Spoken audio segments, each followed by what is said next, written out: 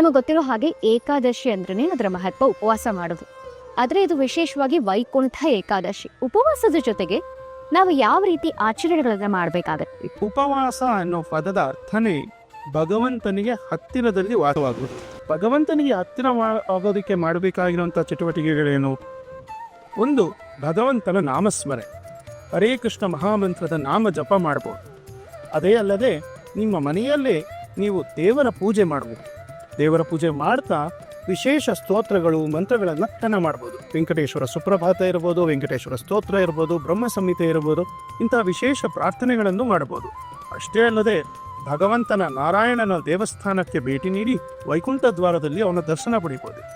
ದರ್ಶನ ಪಡೆದ ಮೇಲೆ ತಾವು ತಮ್ಮ ತನು ಮನಧನದಿಂದ ಯಾವುದೇ ರೀತಿಯಲ್ಲಿ ಸೇವೆ ಮಾಡ್ಬೋದು.